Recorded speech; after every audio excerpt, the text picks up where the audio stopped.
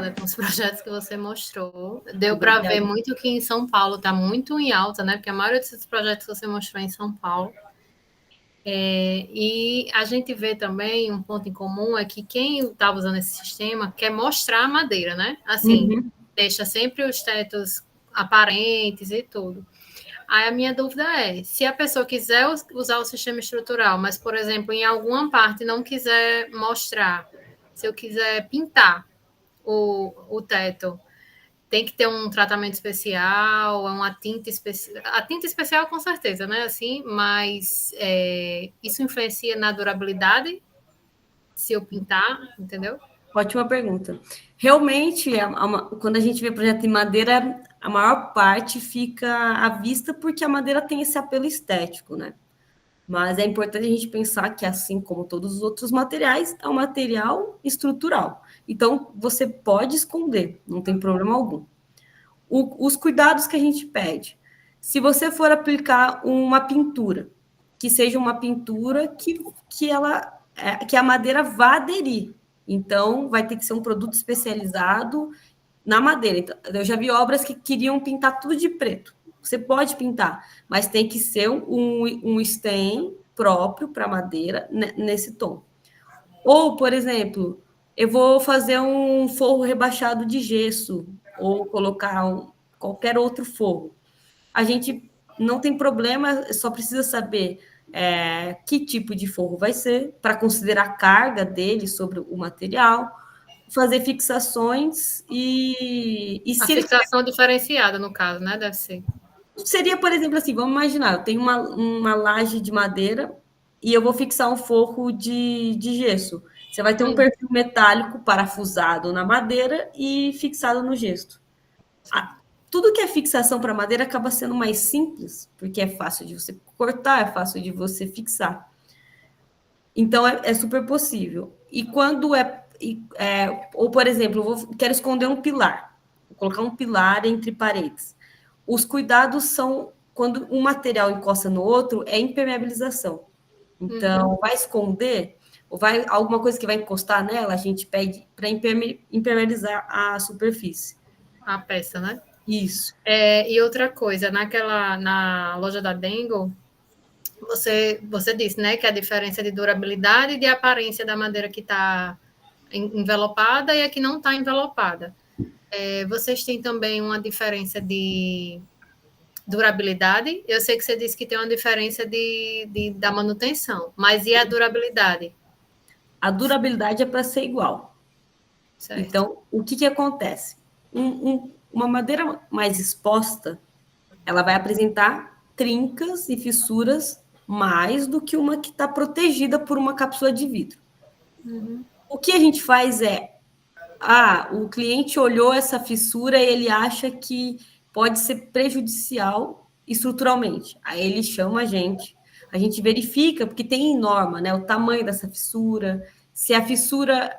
Para a gente é muito crítico quando ela é contrária ao sentido da lamela. Veio. Que ela pode romper. Então, a durabilidade é para ser igual.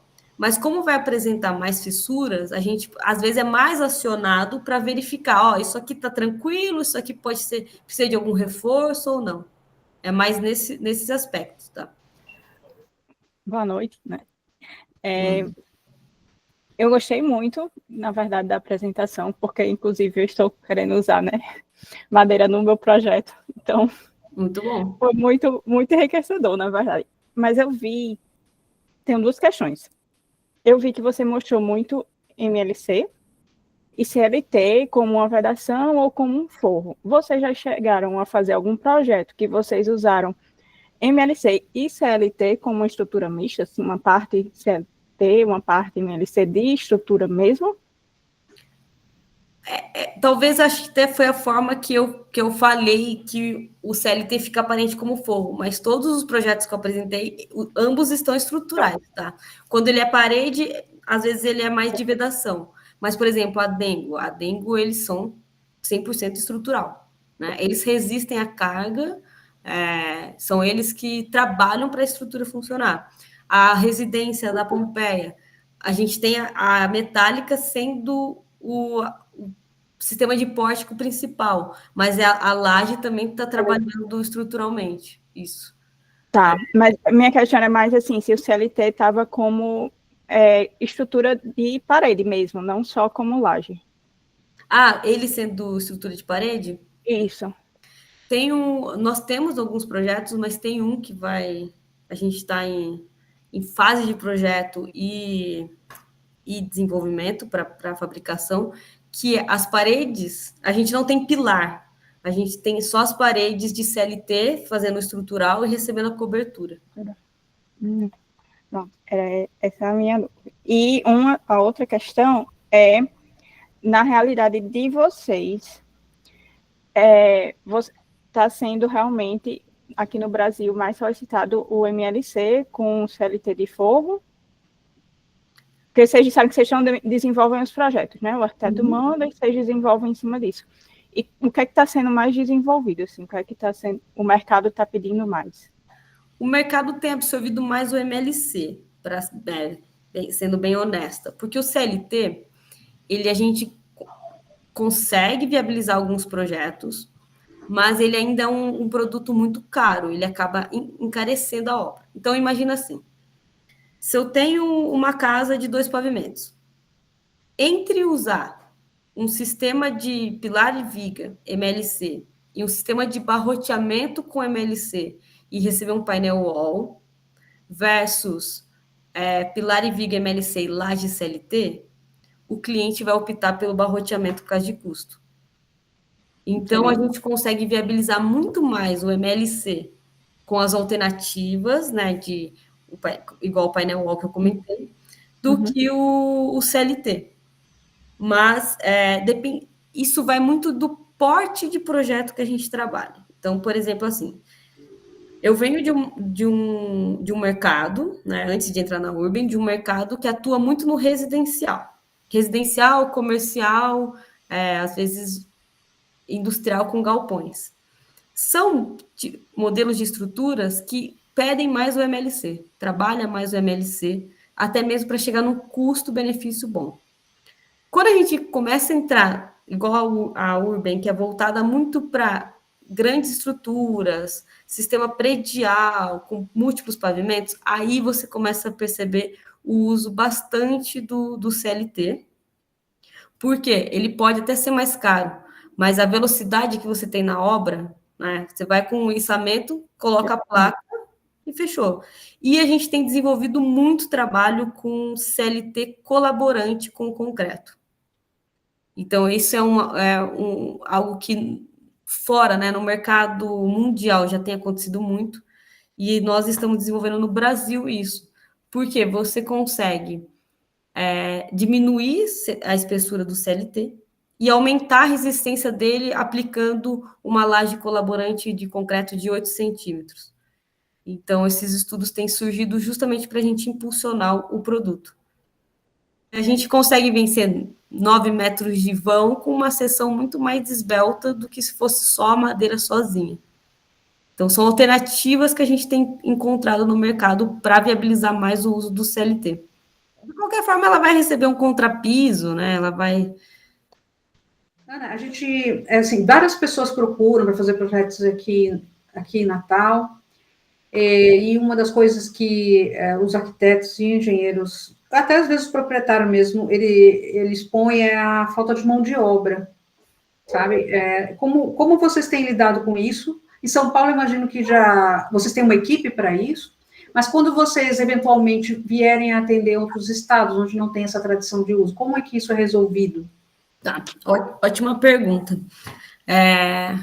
Vou por partes. Em São Paulo, realmente, como vocês perceberam, é o mercado que mais absorveu o uso e é onde foi desenvolvido mais as equipes de montagem, a mão de obra própria, né? Mas a Urban, como é de Curitiba, a gente está desenvolvendo mão de obra lá. Então, são pessoas que trabalham com a fabricação, têm essa proximidade com a fabricação e têm recebido treinamento para atuar como os carpinteiros. Então, isso exige bastante o treinamento, desenvolver mão de obra para entender o produto, a Urban tem uma questão de que a gente faz as usinagens por maquinário CNC. Então, poucos ajustes são feitos em obras, né? Não tem o corte, uma usinagem feito que precisa do domínio de motosserra, precisa algo mais especializado da carpinteria. Então, a gente trabalha mais o desenvolvimento de como fixar essa peça, como entender a ordem de montagem, os cuidados com o material, mas desenvolvendo através de treinamento. Porém, o projeto que eu mostrei para vocês, que é na Bahia, no momento de montar esse projeto, todas as equipes estavam ocupadas. Então, elas já estavam com obras específicas.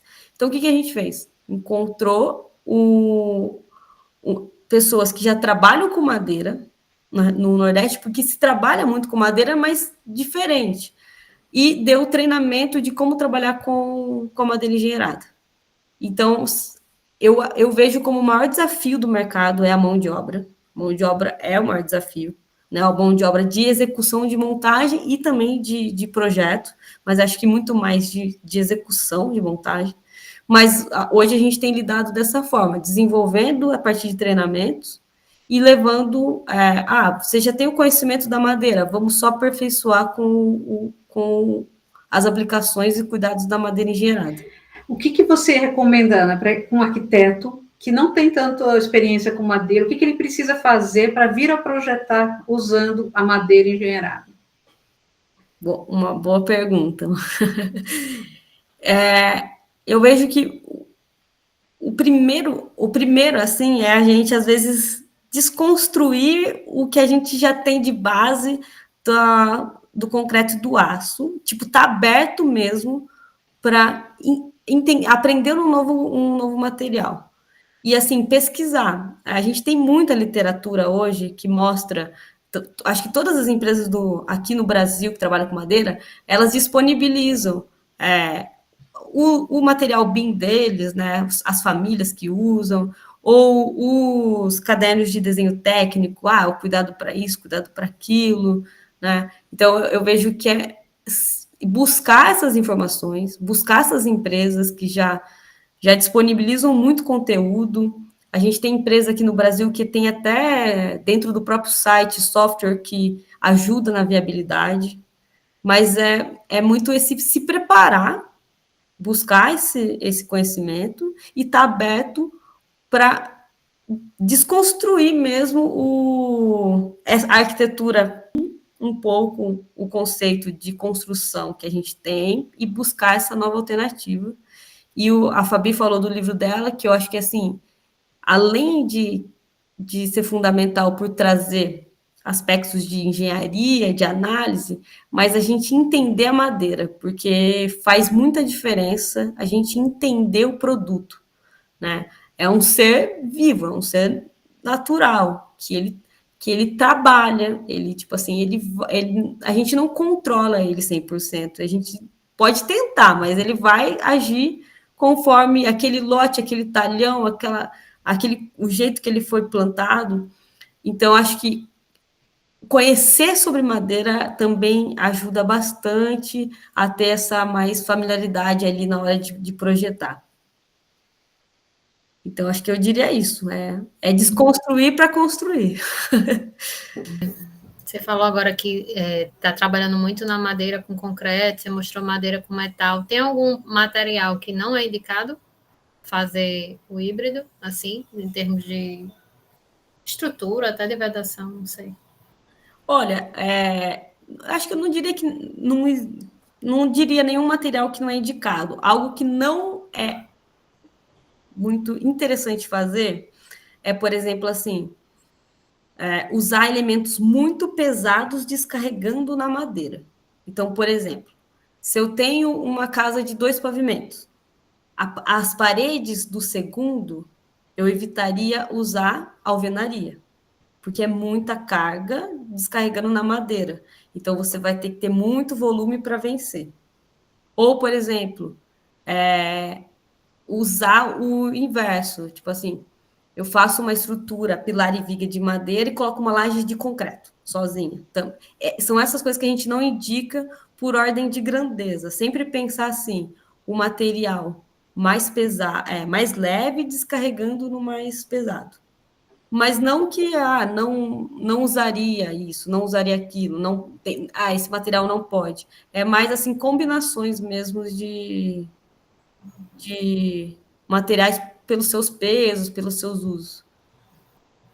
Tipo de, assim, o mais pesado embaixo e, se possível, mais leve em cima. Mas eu falei também questão de trabalhabilidade, porque a gente sabe que os materiais trabalham de maneira diferente, né? Em termos até de dilatação. Se tem algum que seja incompatível com a madeira. O que a gente faz é usar um filete, por exemplo, assim, até mesmo se for uma parede de wood frame encontrando com um pilar de madeira engenheirada. A gente coloca um filete metálico entre eles para eles trabalharem separados, para um não trincar o outro também, para não ter troca de umidade. Então, quando existe esse contato, sempre pensar em junta de dilatação e trabalhar com esses bits para permitir isso. Para separar um pouco. Né? Isso.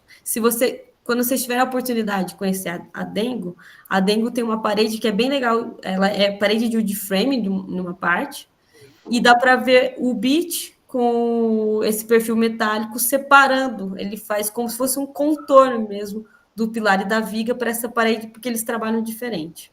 Uhum. Tá bom, obrigada. Imagina, eu vi Ana, acho que o Vitor mandou uma. Você conseguiu ver? Você consegue ver aqui. Uhum. Em questão de conforto acústico, principalmente, conforto térmico, madeira desempenha muito bem, acústico também, mas para paredes, a gente trabalha muito em parceria com a Rotoblas, que é tanto para parafuso, conexões, que a Rotoblas, ela é uma empresa italiana que desenvolveu os produtos pensando em madeira engenheirada, e o indicado é sempre a gente ter, seja um encontro de paredes, ou até uma parede simples, ela vai receber revestimento em alguma parte, mas ser aplicado essa manta acústica para melhorar o desempenho do produto. Então, respondendo a pergunta dele, é sempre indicado isso. Uma manta própria dessa marca, existem outras marcas, mas eu tenho mais contato e mais conhecimento da Rotoblas mesmo, que se desenvolveu muito em madeira engenheirada, mas ela ajuda no conforto acústico. Então, imagina que entre uma outra vai ser aplicada só. Ela deve ter aqui 2 milímetros essa manta, ela é colada, assim. Imagina. Com relação a ambientes, assim, a prédios com diferentes funções. Por exemplo, edifícios relacionados à saúde, postos de atendimento, hospitais, vocês encontram alguma restrição? Vocês veem como restrição hospitais, ambulatórios, esse tipo de ambiente? Eu tenho desenvolvido bastante estudo de hospital ou hub de saúde, né? E o maior desafio não existe restrições assim do uso do produto, né? De deixar aparente ou não. Mas hoje o maior desafio que a gente encontra são as salas de cirurgia.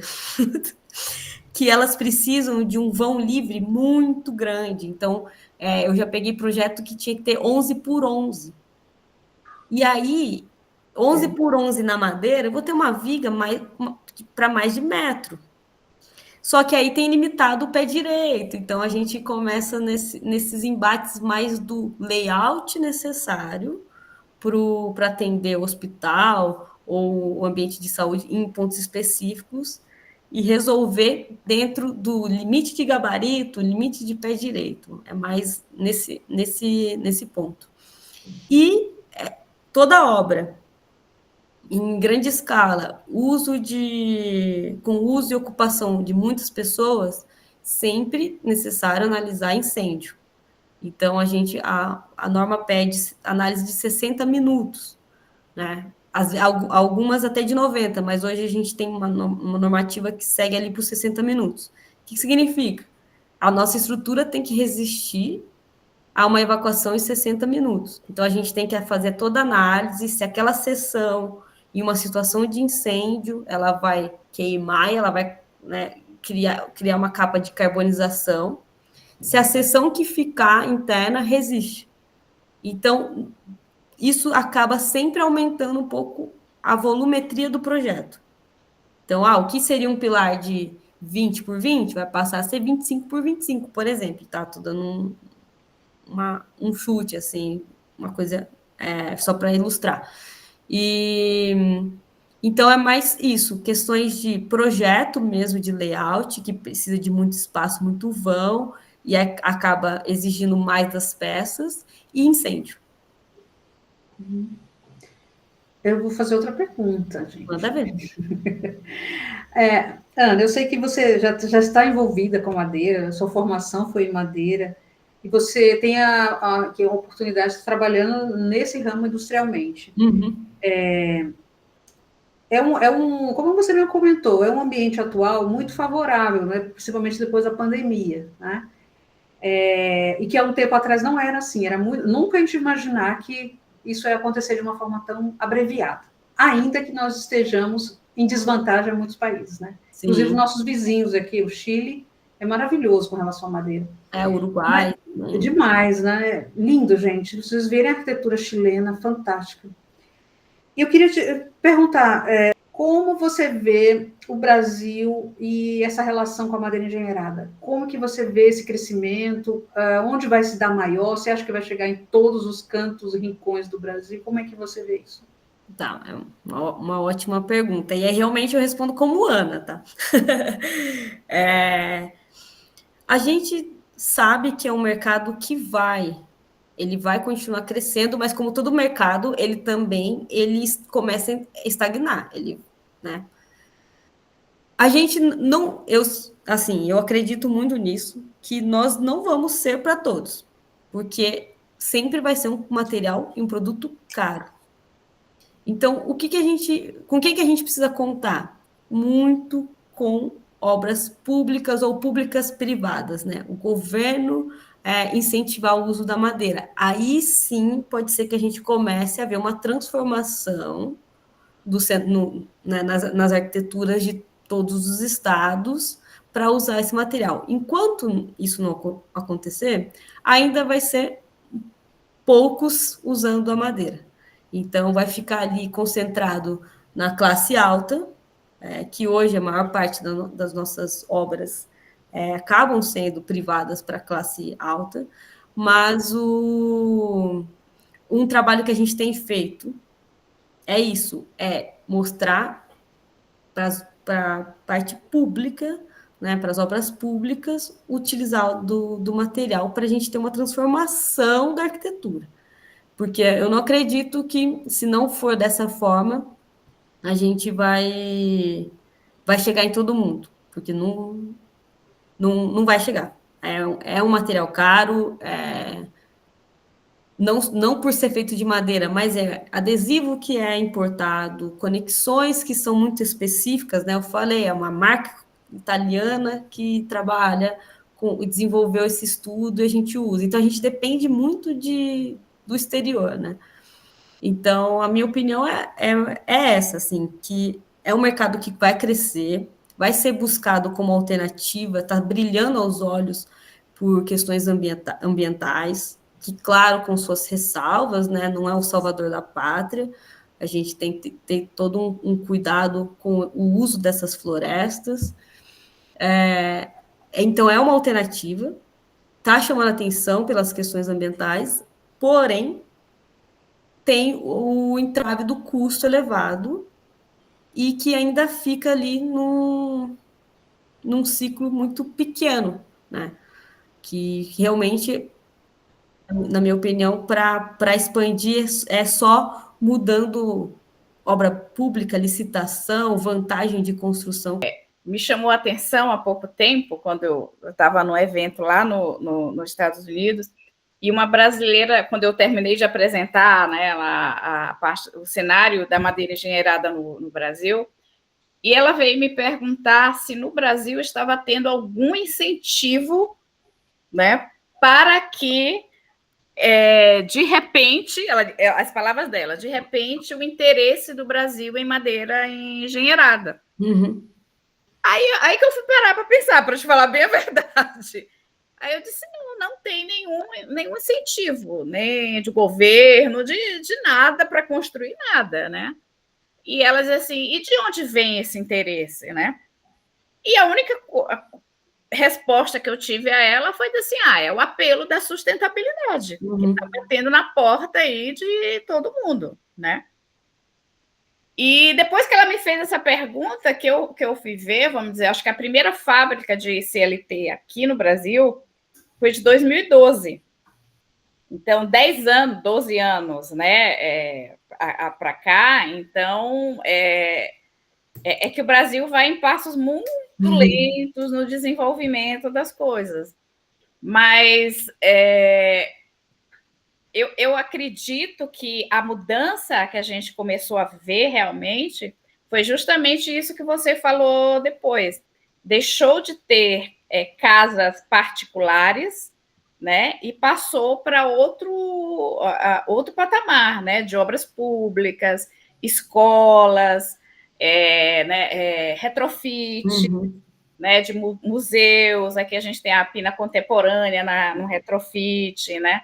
Ali em Salvador tem a Casa da Música, que é um projeto lindíssimo, que está sendo retrofitado com a madeira engenheirada. Então, passou para um outro patamar. Então, eu acho que, a partir do momento que já saiu das casas particulares, né, e tomou, assim, McDonald's, né, dentro, eu acho que isso já foi uma mudança muito significativa.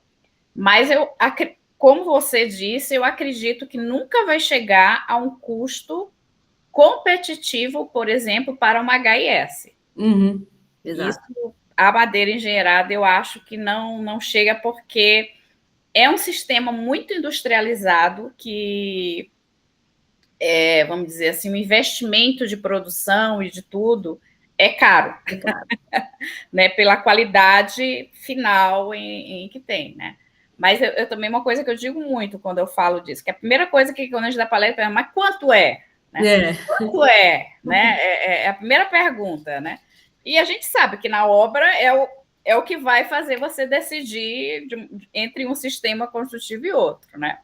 Mas também eu digo que nunca deve ser tão linear assim a sua escolha no projeto, né? Comparar 1 metro quadrado com outro metro quadrado, porque tem outras vantagens, né?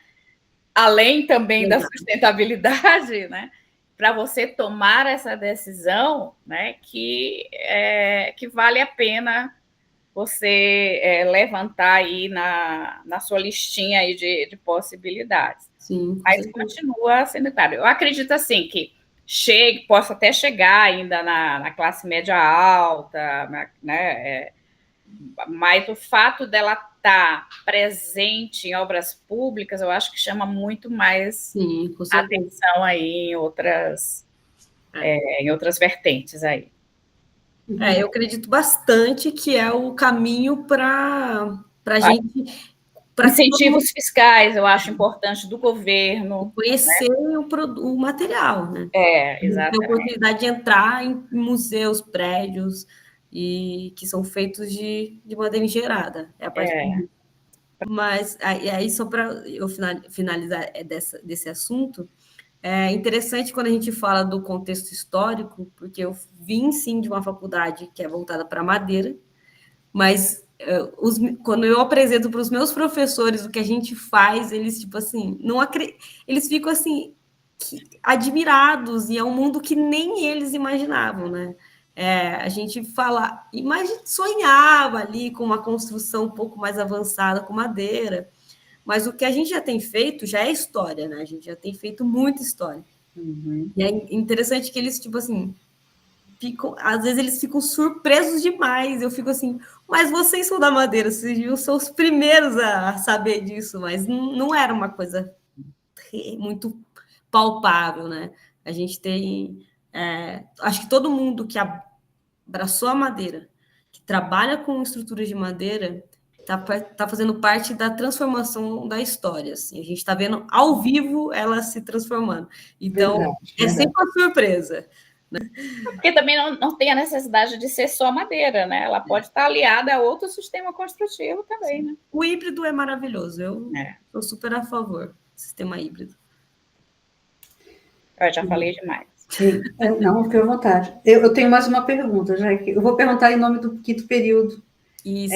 Ana, a empresa, ela oferece oportunidade de estágio para pessoal de fora? Se alguém quiser ir aprender um pouco ao vivo e a cores? Ou quadro formação para arquitetos já, pessoas formadas? Como é que tem essa possibilidade?